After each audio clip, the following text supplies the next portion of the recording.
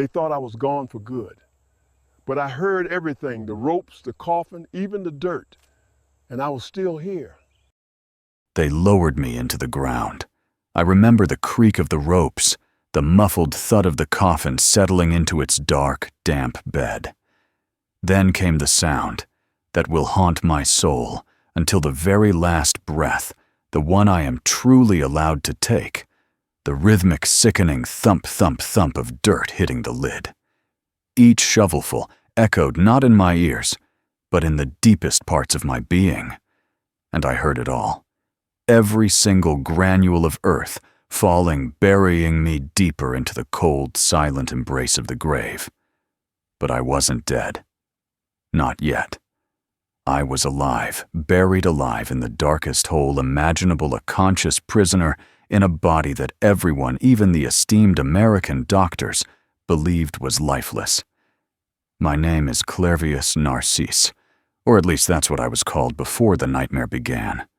I was born in 1922, a son of the soil, a farmer from Lister, Haiti. Our land, the very earth that would later betray me, was my lifeblood. It gave me sustenance. It gave me purpose. It connected me to my ancestors. But it also, I confess, fueled a stubbornness within me, a certain unyielding nature.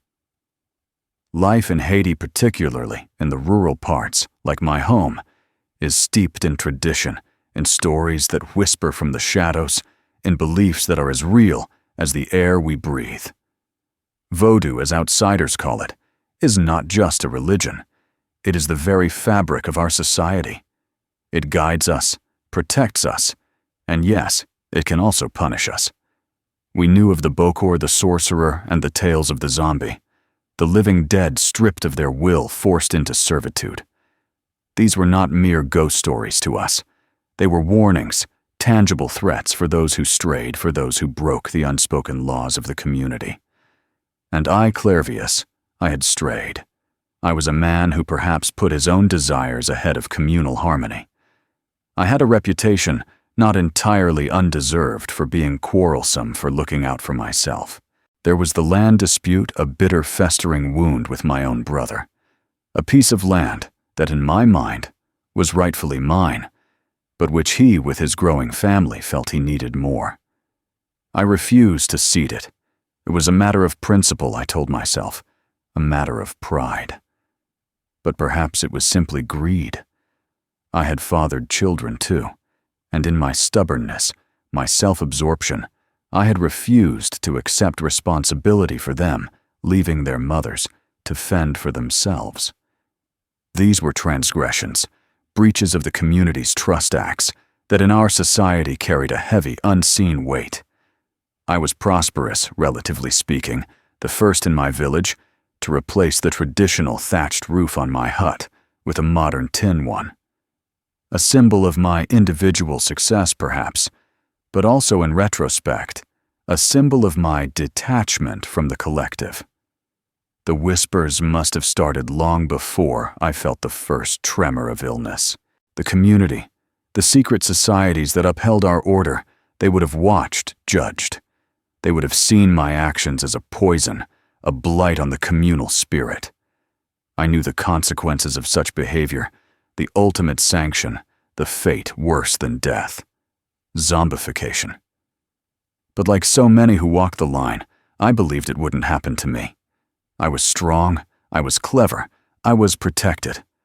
I was Clairvius Narcisse, and I was in control of my own destiny.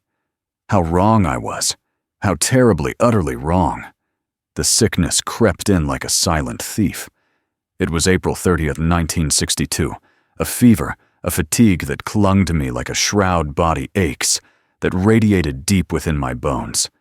Then came the cough, wet and ragged, bringing up specks of blood that painted a grim canvas on my palm. Fear, cold and unfamiliar, began to prickle at the edges of my bravado. I sought help, admitting myself to the Schweitzer Hospital in Deschapelles, a modern facility run by American medical staff. I put my trust in their clean white walls, their sterile instruments, their scientific knowledge. But they found no answers. My symptoms worsened. My digestion faltered. My lungs filled with fluid. My body grew cold. My breathing labored. My blood pressure plummeted. My lips, my sister Angelina would later recall, turned a chilling blue the color of twilight on a moonless night. A terrible tingling sensation spread through my limbs, then across my entire body, as if countless tiny insects were crawling beneath my skin, relentless, inescapable. I was slipping away, but my mind, oh my mind, remained terrifyingly clear. Too clear. May the 2nd. That morning I heard them, the doctors. 2 of them, one American, the other American trained. Their voices grave and distant, yet so piercingly distinct.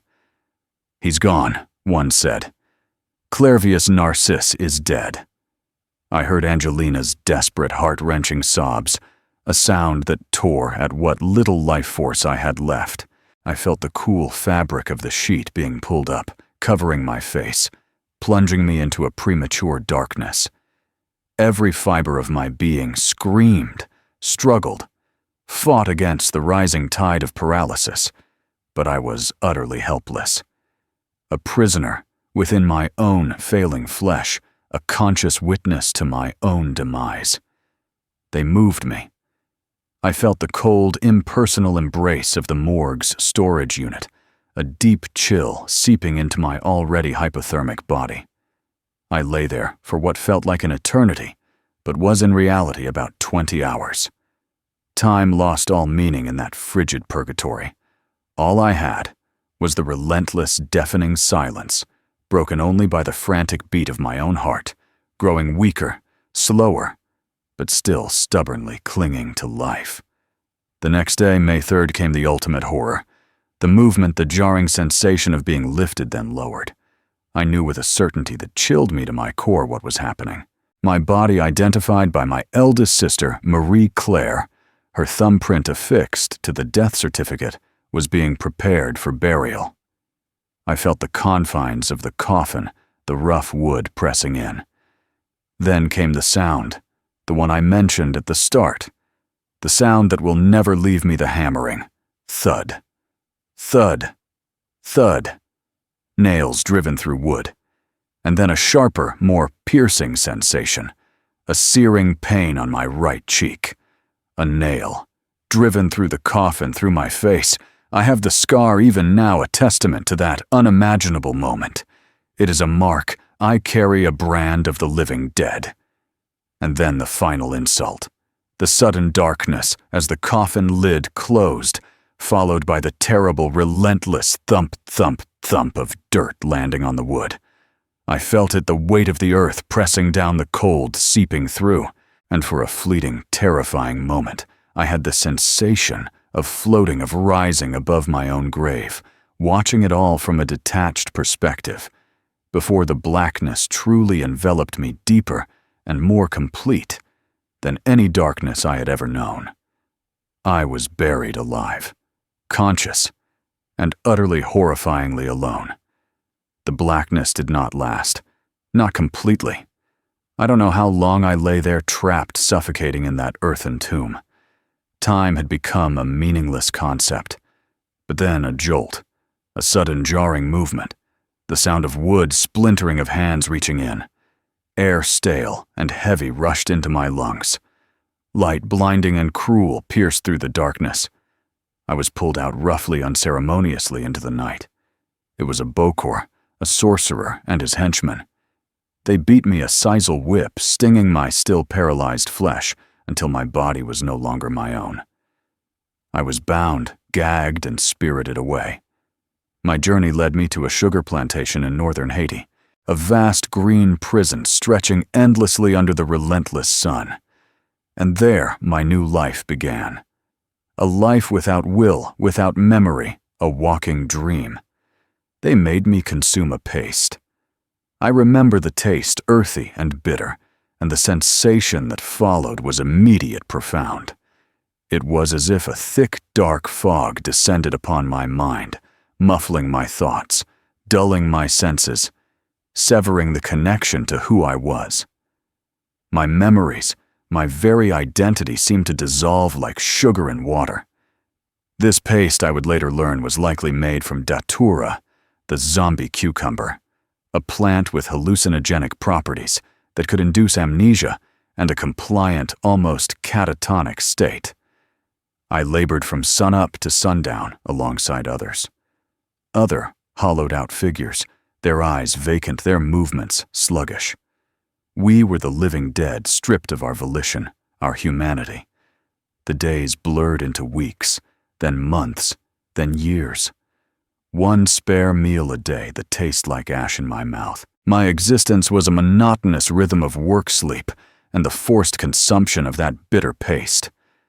I moved, I breathed, I performed tasks, but I wasn't there. Events unfolded before me, as if in slow motion, a distant blurry film. My mind was a barren landscape, devoid of independent thought, of memory, of will. I was a puppet, my strings pulled by the unseen hand of the Bokor.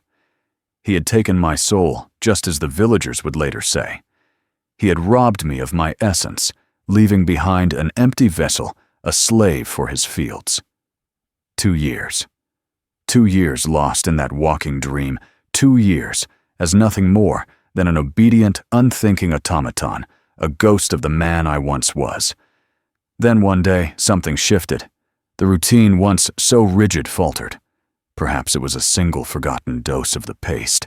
Perhaps it was, as I later heard, the unexpected death of the Bokor himself, struck down by a desperate hoe, wielded by another unfortunate soul who had woken from their stupor. Whatever the cause, the fog that had enveloped my mind, that dense, suffocating cloud, began to dissipate. Slowly, painfully, like the first rays of dawn piercing through a long, dark night. A glimmer of clarity, a flicker of recognition. Who was I? Where was I? The questions began to form, hesitant at first, then growing in intensity. Fragmented memories like broken shards of glass began to surface. A face, Angelina's face, her tear-streaked eyes. The hospital, the coffin, the horror. It rushed back, a tidal wave of terror and confusion. I was Clairvius, and I was alive, and I was a slave. Fear, raw and primal, coursed through me. But with it came a surge of something else, an instinct for survival, a desperate, undeniable urge for freedom. My mind, though still reeling, was mine again. My will, though fragile, had returned. I seized the opportunity, merging with the shadows, disappearing into the vast, indifferent landscape of Haiti. For the next 16 years, I wandered. I was a ghost, a shadow, avoiding populated areas, living off the land, always looking over my shoulder. The memory of the plantation, the bitter taste of the paste, the faces of the other walking dead. It all haunted me. But more than that, the fear of my brother. The one who I knew deep down had orchestrated my demise, driven by the land dispute. I was convinced he would finish what he started if he ever found me. So I hid, a perpetual outcast, lost between the living and the dead. I tried in those early years of my freedom to reach out to my family, sending letters hoping for a sign, a response. But none came. Perhaps they believed me truly gone, or perhaps they too feared the power of the Bokor and the dark forces that had claimed me. I was alone, truly alone, with only my fractured memories and the chilling knowledge of what I had endured. It was only when the news reached me, a whisper carried on the wind, that my brother had died, that I dared to turn my footsteps back towards home. The man who had sought to destroy me was gone. The path was at last clear. With trepidation and a heart pounding like a drum, I approached Lestaire. And there she was, Angelina, my sister. I saw her in the marketplace, her face etched with the years, yet still so familiar. I approached her, my voice hoarse, uncertain. She didn't recognize me, not at first. Why would she? She had buried me 18 years ago. So I spoke the words that only she, only my closest family would know. I used my childhood nickname, a tender secret from long ago. I recounted intimate details, memories only we shared. And then, slowly, a dawning realization in her eyes. Disbelief warring with recognition. And then tears. Tears of shock, of sorrow, of incredible, overwhelming joy. It was me, Clairvius, her brother, back from the beyond. The villagers gathered curious, then awestruck. They listened to my story, the chilling tale of my death, my burial, my forced labor, my escape. They believed me. They called me the living zombie.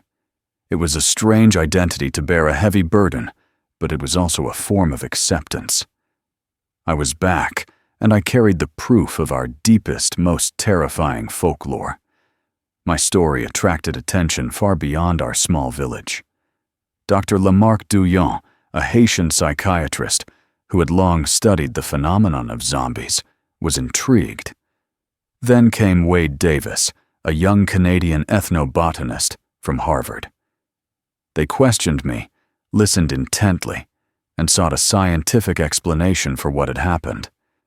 They spoke of neurotoxins of pufferfish venom, tetrodotoxin, that could mimic death, slowing the heart and breath to imperceptible levels while leaving the mind awake.